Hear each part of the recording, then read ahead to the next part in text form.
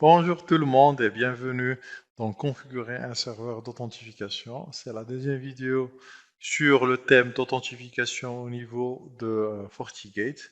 Du coup, au niveau de cette vidéo, on va voir comprendre le LDAP, bien sûr comment ça marche le LDAP, comment tester un LDAP, est-ce que la connectique avec le serveur LDAP, comment on peut la tester, bien sûr, en mode commande, ainsi sur le lab, on va la tester au mode graphique et aussi comprendre le radius, le fonctionnement du radius, et aussi à la fin comment tester le radius sur FortiGate. Et bien sûr, on va voir un lab pour ajouter un LDAP au niveau de FortiGate et ainsi s'authentifier en utilisant un utilisateur des LDAP. Comme on a vu dans la première vidéo, bon, c'était un utilisateur local, mais cette fois-ci, on va utiliser un utilisateur d'un serveur distant.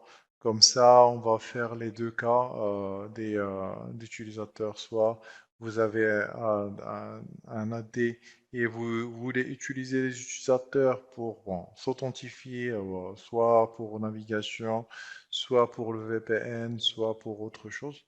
Alors, ou bien, bien sûr, le local, les comptes locaux, comme on a vu sur la vidéo précédente. Alors, je vais passer pour expliquer un peu comment ça marche le LDAP. Du coup, c'est un protocole, le LDAP, c'est un protocole qui est utilisé pour gérer les données d'authentification, bien sûr, qui peuvent inclure des départements, ben, des personnes, des mots de passe, des groupes, des emails, ben, un tas d'informations, ainsi que des imprimantes. Ben, et aussi, bien sûr, le LDAP se compose d'un schéma bon, qu'on va voir après, qui représente des données d'un ensemble d'opérations.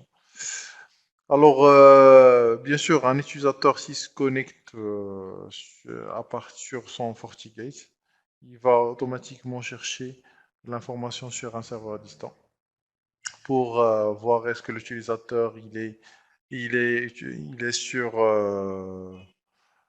sur le serveur ou pas. Et bien sûr, le LDAP, c'est quoi? C'est l'abréviation de Lightweight Directory Access Protocol. Voilà.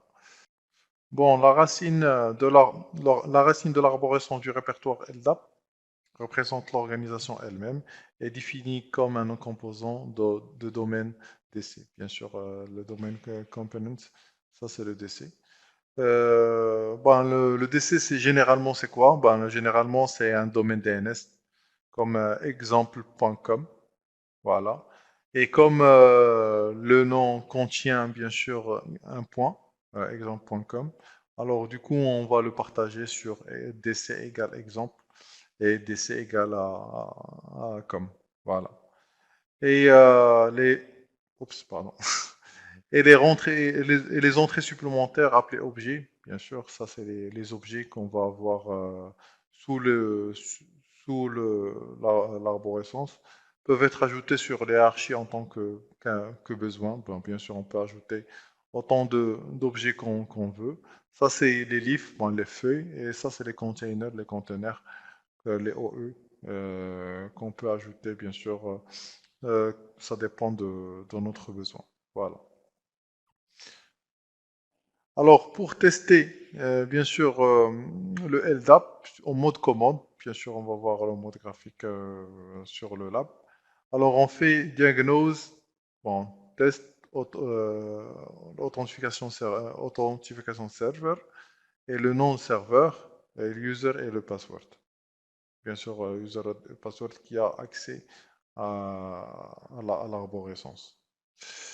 Euh, pour tout ce qui est Radius, ben, Radius c'est différent, très différent de LDAP, car il n'a pas de structure d'arborescence. Ça, on sait très bien. Et le Radius, bien sûr, c'est un protocole qui est standard, qui fournit des services d'authentification. Le AA, il fournit le AA, voilà. Alors, l'authentification, l'autorisation et la comptabilité. Voilà. Alors, lorsqu'un utilisateur normal se connecte sur FortiGate, il envoie un paquet qui demande l'accès à un serveur à Radius.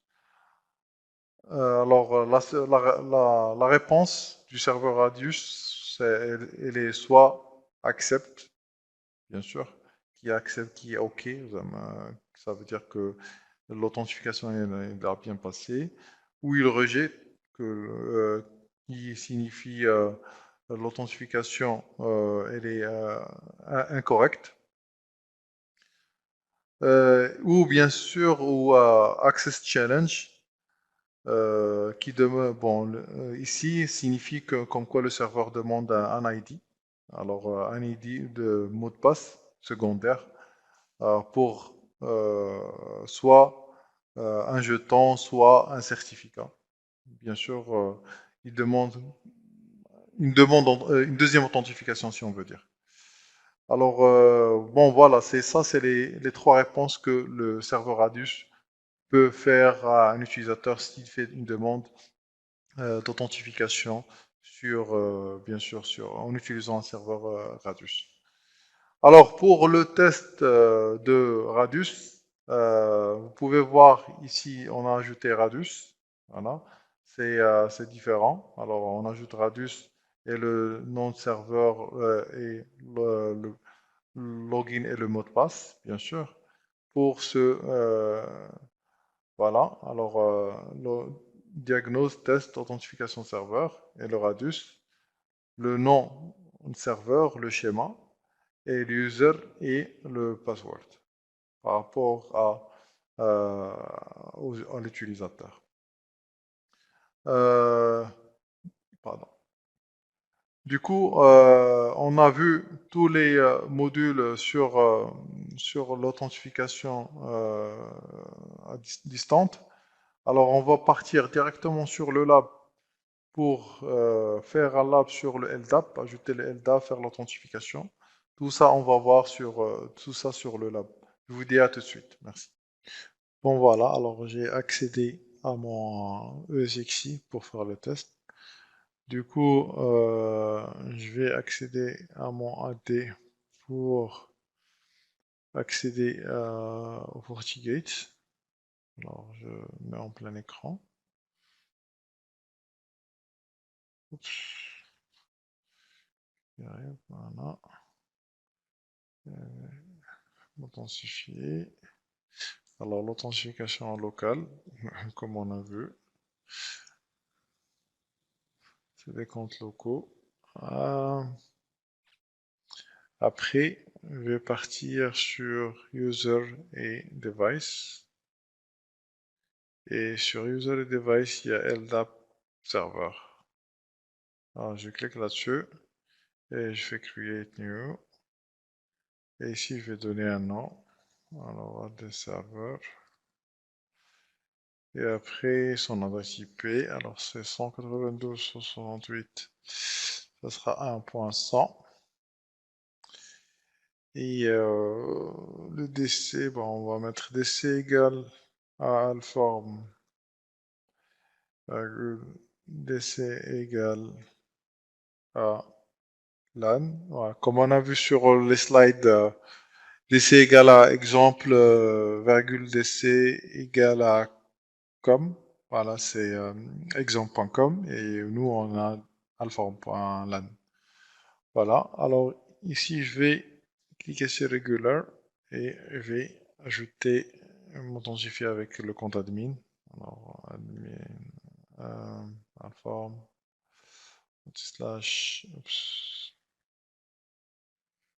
voilà, et me mettre administrateur et le mot de passe. Voilà, je vais tester, ouais, ça teste successful.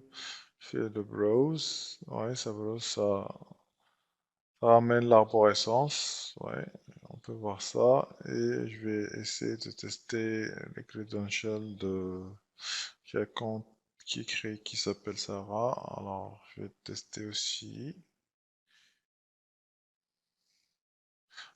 Voilà, alors ça va. Alors, voilà. Ouais, j'ai raté le mot de passe apparemment.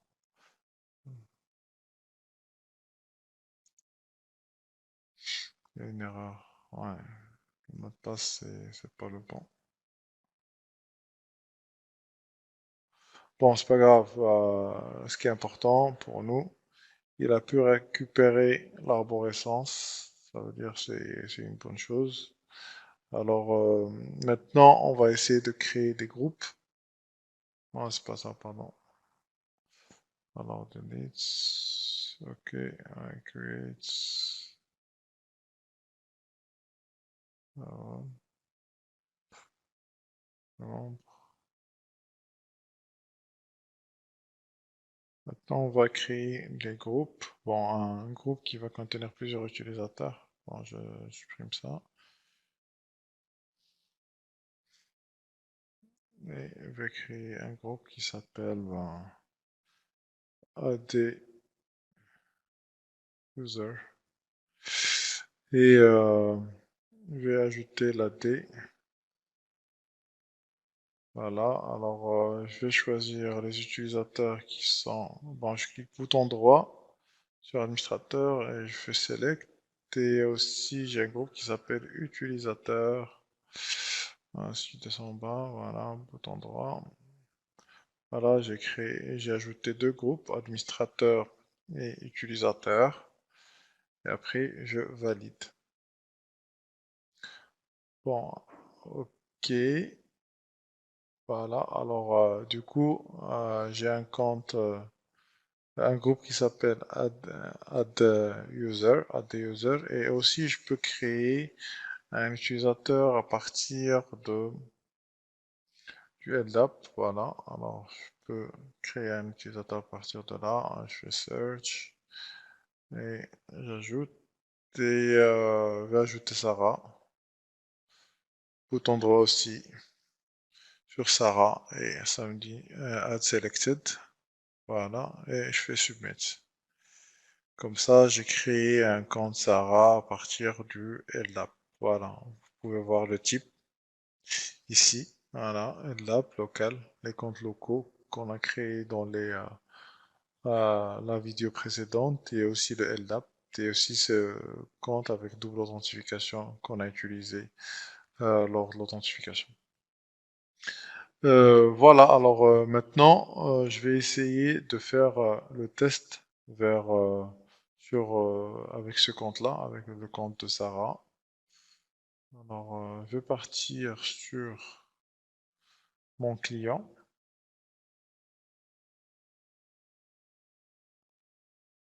Voilà. Alors, ici, je vais fermer tout ça. Je vais lancer l'explorateur et je vais mettre alpha.com. Voilà. Alors, je vais utiliser mon compte Sarah que j'ai pu euh, ajouter à partir de... Et je vais me loguer avec. Ça marche pas. Je pense que j'ai pas ajouté le compte sur la règle du firewall. Alors, du coup, je vais revenir et faire ça. Alors, sur la règle du firewall du Internet, voilà, j'ai pas Sarah. Alors, je vais ajouter Sarah. Users et Sarah. Voilà, apply. Bon, j'ai pu ajouter Sarah maintenant.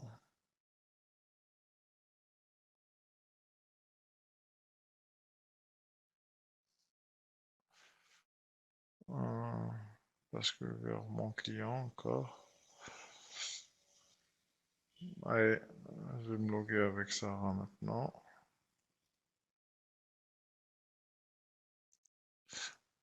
Voilà, maintenant ça marche comme vous pouvez voir. Euh, alors ça, elle a pu se loguer avec son compte et un compte qui est sur LDAP, bien sûr. Et vous pouvez voir, ça, c'est rapide, ça prend pas beaucoup de temps, même si c'est c'est un serveur externe. Alors, il y a pas de latence par rapport à ça, comme quoi il y a un problème. Alors ici, on peut voir, bon, on l'a déjà vu sur la première vidéo, mais on revient sur ça. Sur le monitoring des comptes qui sont utilisés en temps réel et que vous pouvez déconnecter. Oui.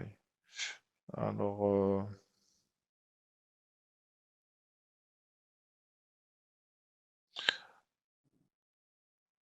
la machine rame un peu. Du coup, je sens un peu de lenteur sur mon interface. Alors, si on peut partir sur Firewall User Monitor, voilà, vous pouvez voir que Sarah utilise maintenant, jusqu'à maintenant, elle a utilisé 2,93 mégas de trafic qui est utilisé. Et bien sûr, vous pouvez réfléchir et vous pouvez la déconnecter en utilisant ce bouton-là, bien sûr, comme ça. Euh, Quand elle va essayer de se connecter avec sur la session, un pop-up d'authentification va ressortir pour se authentifier encore une fois. Merci d'avoir suivi bon, cette vidéo-là et je vous dis à la prochaine vidéo. Merci, au revoir.